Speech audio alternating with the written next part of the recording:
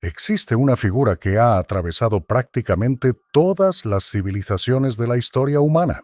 Cambió de nombre, cambió de rostro, cambió de función, pero nunca desapareció. Los mesopotámicos la temían. Los egipcios la representaban como una serpiente del caos.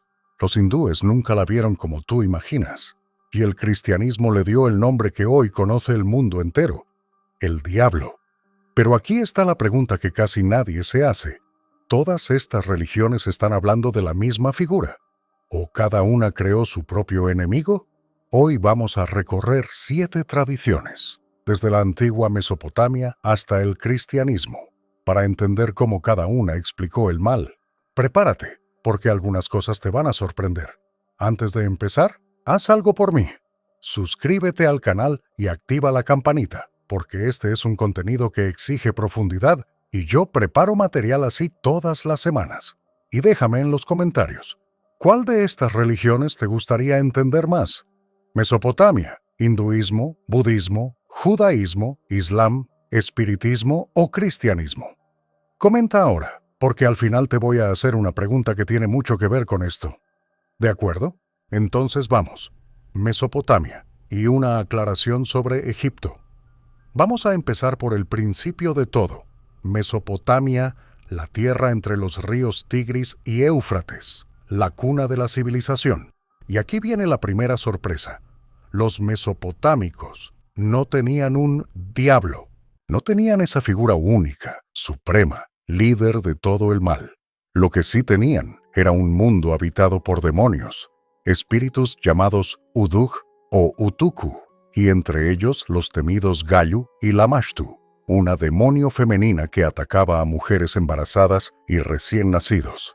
Para el mesopotámico, el mal no era una rebelión moral contra un dios bueno. El mal era caos, enfermedad, desorden, fuerzas que invadían la vida humana.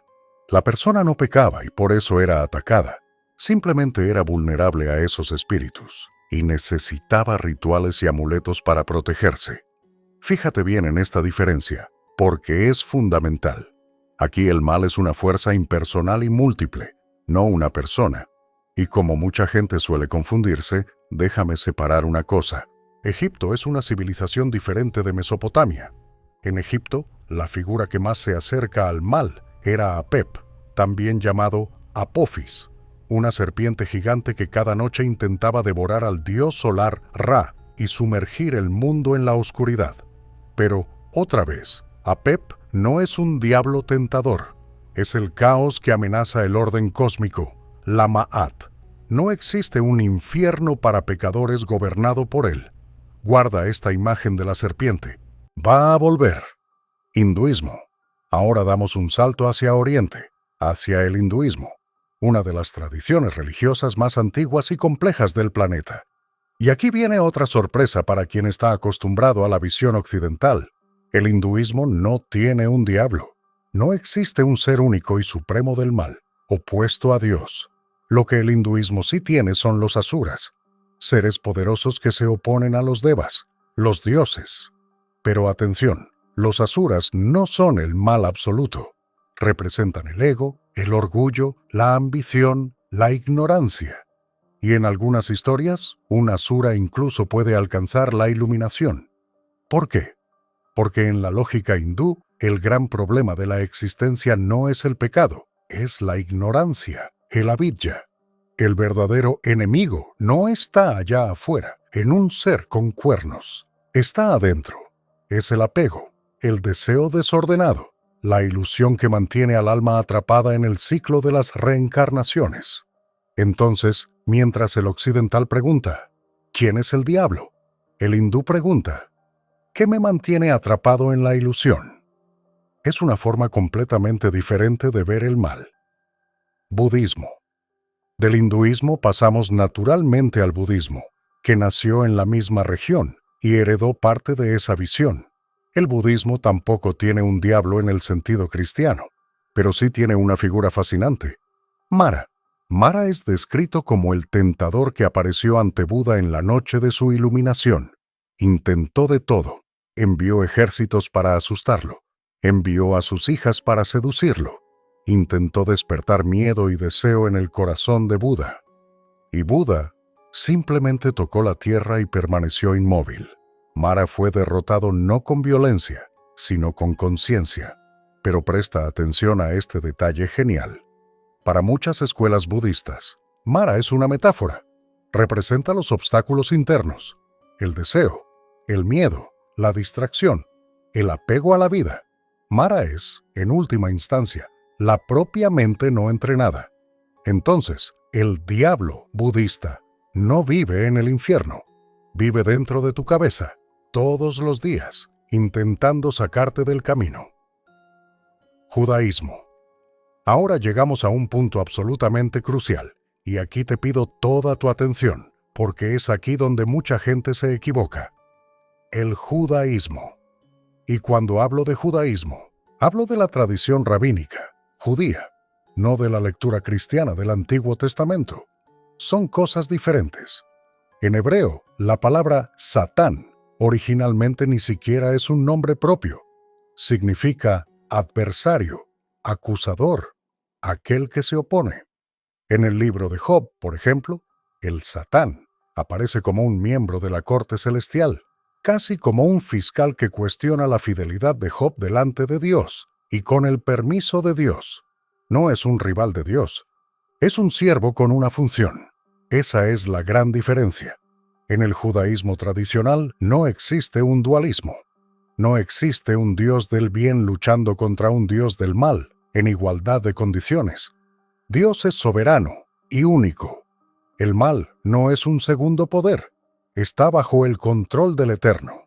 Los rabinos desarrollaron también otra idea poderosa, el Yetzer Hará, la mala inclinación, el impulso interno que existe en cada ser humano y que necesita ser dominado. Para muchos rabinos, ese es el verdadero adversario, no un demonio externo, sino la inclinación del propio corazón humano.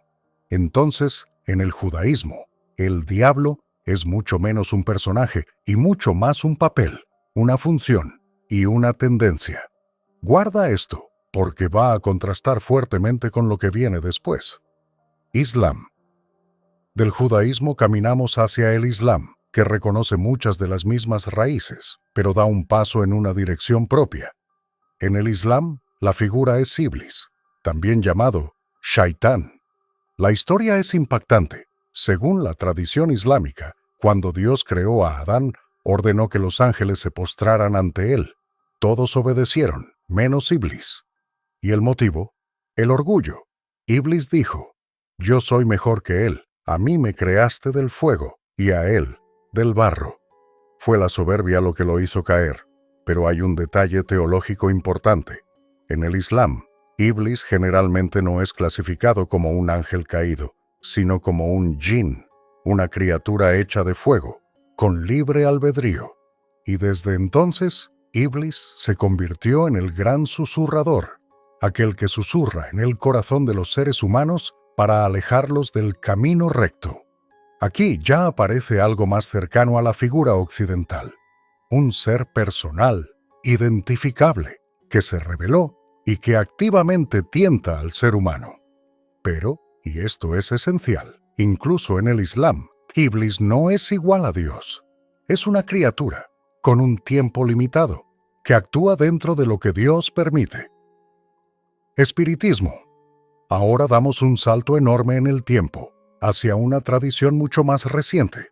El espiritismo, organizado por Allan Kardec en la Francia del siglo XIX. Y aquí está, quizás, el giro más radical de todos. En el espiritismo, el diablo simplemente no existe. Así es. Para la doctrina espírita, no hay un ser llamado Satanás. No hay ángeles caídos. No hay un príncipe de las tinieblas.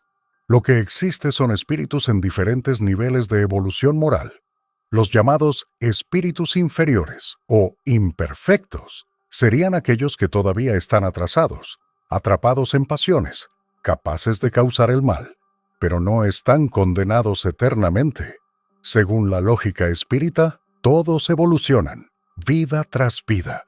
Es decir, aquí el mal no es un enemigo cósmico, Es una etapa de inmadurez en el camino del alma. El diablo, para el espírita, sería simplemente un espíritu que todavía no ha aprendido. Fíjate cómo, desde los mesopotámicos hasta aquí, la humanidad no ha dejado de reformular la misma pregunta. ¿De dónde viene el mal? ¿Y quién lo personifica? Cristianismo. Y aquí entra mi perspectiva. Y finalmente llegamos al cristianismo, la tradición que, más que cualquier otra, le dio al diablo el rostro que el mundo conoce. Primero, déjame presentar la visión cristiana de una forma amplia y honesta. En el cristianismo, Satanás es un ser personal y real. No es una metáfora, no es una fuerza impersonal, no es simplemente un papel de acusador. Es descrito como un ángel, creado bueno, que se rebeló contra Dios por orgullo y arrastró consigo a otros ángeles. A partir de ahí, se convirtió en el padre de la mentira, el tentador, el acusador de los hermanos, el adversario declarado de Dios y del ser humano. Fíjate cómo el cristianismo une varios hilos que vimos durante todo el camino. La serpiente del caos de Egipto, el acusador del judaísmo, el tentador orgulloso del Islam. Todo eso recibe aquí un solo rostro y una sola narrativa: caída, rebelión, tentación y, al final, derrota. Pero, y aquí empieza a entrar mi propia lectura, y quiero ser transparente contigo sobre eso. A partir de aquí, declaro abiertamente mi perspectiva. Yo hablo desde un lugar específico. Soy cristiano, de la tradición reformada, y desde esa perspectiva te digo lo que, para mí, es el punto central de todo esto. Para la teología reformada, lo más importante que hay que entender sobre el diablo no es cuán poderoso es, sino cuán limitado es.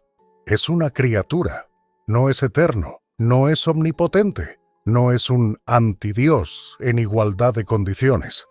Todo lo que hace, lo hace solamente dentro de aquello que Dios, en su soberanía, permite, exactamente como vimos en el libro de Job.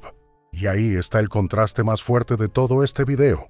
Mientras varias tradiciones presentan el mal como una fuerza que tal vez ni siquiera pueda ser vencida, o como algo que cada persona necesita superar sola, por su propia evolución o por su propia mente, el cristianismo anuncia que el adversario ya fue derrotado, no por nuestros esfuerzos, sino por la obra de Cristo en la cruz y en la resurrección. Ese es mi lugar de enunciación. Respeto profundamente cada tradición que estudiamos aquí hoy, y por eso me aseguré de explicar cada una por lo que realmente enseña. Pero la esperanza que yo llevo y anuncio es esta: el mal es real, pero no tiene la última palabra. Entonces, mira lo que descubrimos hoy. Para los mesopotámicos, el mal era caos y demonios. Para los hindúes, era ignorancia e ilusión. Para los budistas, era la propia mente no entrenada. Para los judíos, era el acusador y la mala inclinación del corazón. Para los musulmanes, era Iblis, el orgulloso susurrador. Para los espíritas, era un espíritu todavía inmaduro. Y para el cristianismo, un adversario personal, real, pero derrotado. Una sola pregunta, 7 respuestas completamente diferentes. Y tal vez eso diga mucho sobre cómo el ser humano, en todo tiempo y lugar, intentó ponerle nombre a aquello que lo atormenta. Ahora quiero escucharte a ti. Después de todo esto, ¿cuál de estas visiones te impactó más? ¿Y cuál de estas tradiciones sigues o con cuál te identificas? Comenta aquí abajo. Yo leo y respondo. Y fue un placer estudiar esto contigo. Si este contenido te hizo pensar, compártelo con alguien y suscríbete, porque vamos a continuar esta conversación en el próximo video. Hasta entonces.